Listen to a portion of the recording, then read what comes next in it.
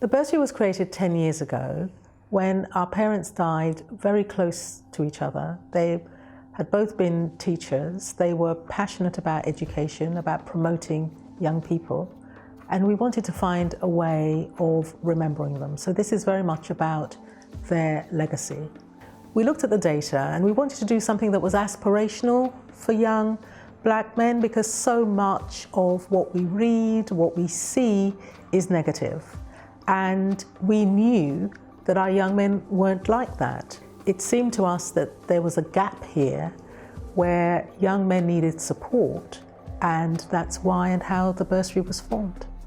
Joining the Amos Bursary for me was to join a brotherhood of people who knew what they wanted to achieve, had a vision, and knew that they could achieve more than what was set out for them or told to them by society.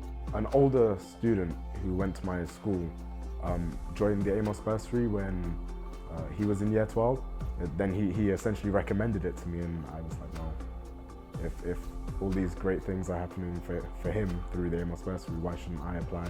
Why shouldn't I reap those benefits too? I think coming from the backgrounds that a lot of the young men from the Amos Bursary come to, this is the first organisation that provides you with almost like a sneak peek into to a different world, right? Being in the Amos Bursary gives us access to a bunch of resources, and in the short 10 years that the Amos Bursary has existed, we've been able to produce students who have set up their own consulting organisations, pursued medicine, and then decided to get a scholarship from Google DeepMind and study data science on the side, found their own startups, study abroad, raise money to study abroad. So I think in the very short time that the Amos Bursary has existed, we've been able to do a lot with limited resources. For me personally, if I hadn't joined AB, I'd be lost.